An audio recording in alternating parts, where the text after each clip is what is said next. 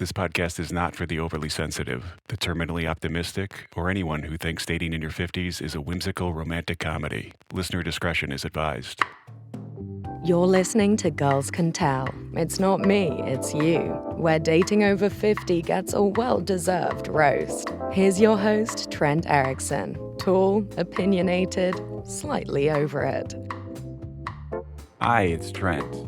If you've ever gone from Cloud 9 to Ghost Town in under 2 months, this episode is for you. Because today we're talking about love bombing. What it is, how it hits, and how to spot it before you're stuck wondering how someone went from telling you they want to move in together to acting like you're their third favorite cousin they forgot to block.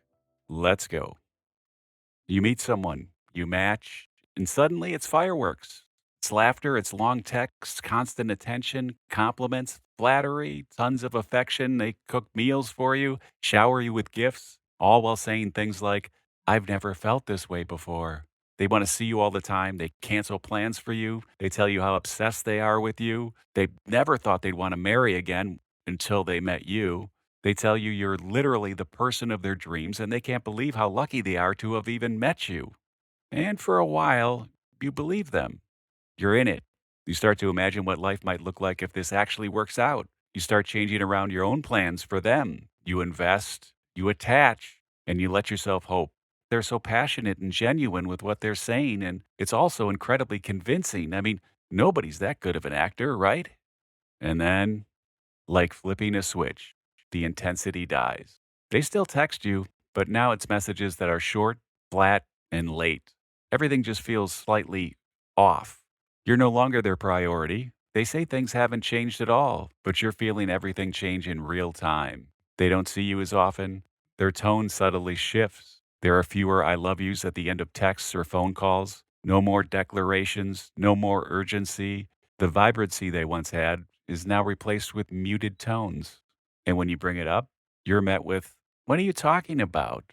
They gaslight you by telling you you're imagining things and nothing has changed.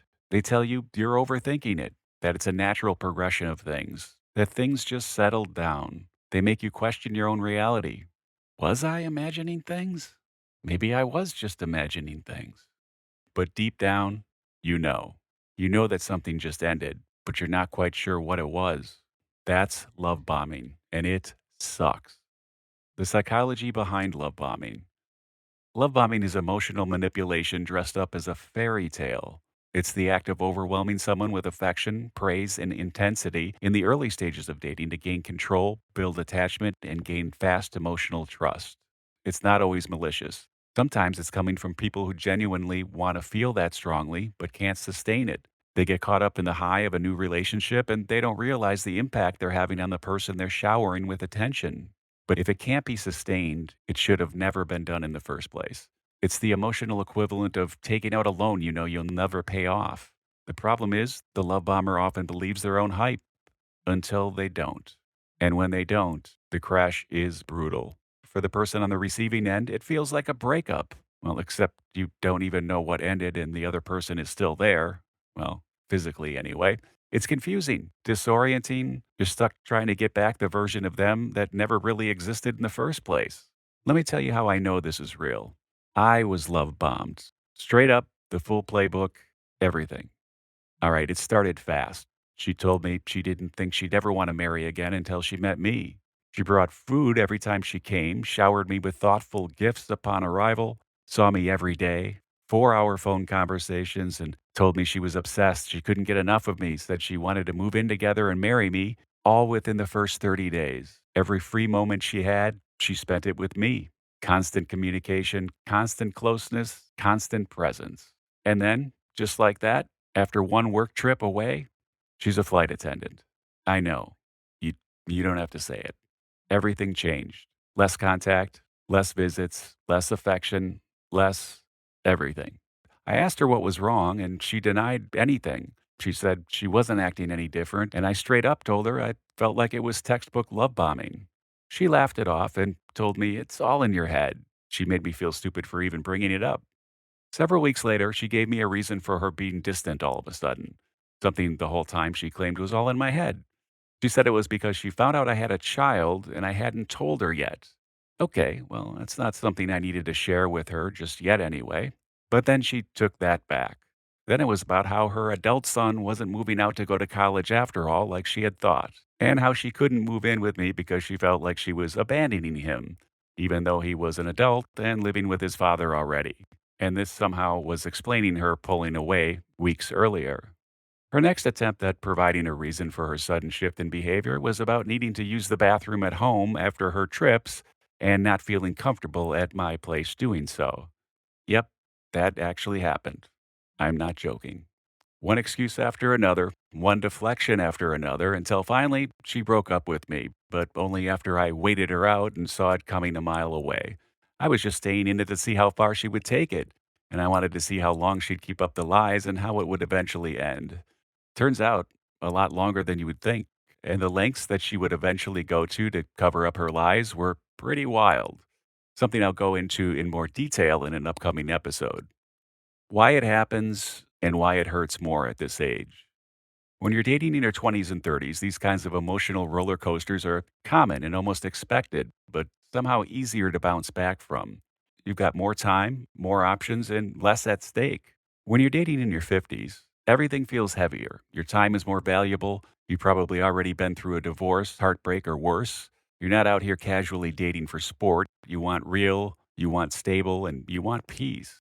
And when someone comes along promising exactly that in record time, you want to believe it so badly you ignore every red light. And that's the danger. Because by the time you realize it was all fake, your emotions are already real. The damage has already been done. The signs of a love bomber. Here's what to look for. Too much too soon. Moving fast is not admirable, it's a warning. Grand declarations before you've had a real argument. If they're in love with you before they've even seen you annoyed or in a stressful situation, they're in love with the idea of you, the thought of what they want the relationship to be, not what it actually is. They completely rearrange their life for you. At first, it feels flattering. Later, it becomes a source of resentment for them. They want all your time right away. They say they want to know everything about you. They want to absorb you. They talk in absolutes. You're the one. I've never felt like this about anyone before. You're perfect. No one is perfect, and no relationship is either. These things feel really good to hear, but deep down you know something just isn't right. And if they suddenly pull back and make you feel like you're the problem for noticing, if they don't acknowledge it and offer a solution, that's your answer. That's all the closure you're going to get here. Denial and gaslighting. You weren't too much. You were just their last dopamine hit and temporary target. They'll do this again with their next victim over and over because it isn't sustainable. Take some comfort in the fact that it wasn't you, and they'll never be happy with anyone for longer than a few weeks. What people don't talk about enough is what love bombing steals from you after it's over. It steals your confidence. You start to doubt your gut feelings. You replay every interaction wondering what you missed. You question your judgment, your value, and your sanity. It steals your ability to trust someone new. Even the ones who show up slow, steady, and honest, you're suspicious. You start expecting their mask to slip any moment because that's what happened last time with someone you were so sure about. It even steals your ability to trust yourself because if you fell for it once, how do you know you're not going to fall for it again? But here's what it can give you if you're willing to learn from it: clarity, boundaries, and a much stronger filter. You'll start to recognize what's real versus what's performance. And next time someone tries to love bomb you, it won't work because you'll see it coming. You'll feel the pressure to match their pace and recognize that pressure for what it is. It's not about becoming jaded. It's about becoming smarter, stronger, and more aware of the pace a relationship is moving at because you deserve something real, not something rehearsed. You've been listening to Girls Can Tell. It's not you, it's me with Trent Erickson. New episodes drop every Tuesday. Subscribe, share, and tell a friend because someone you know might be getting love bombed right now and doesn't even know it. And that someone might be you. You can always email the show at girlscantellpodcast@gmail and all socials at Girls Can Tell Podcast. And remember, girls can tell, and it's definitely not me.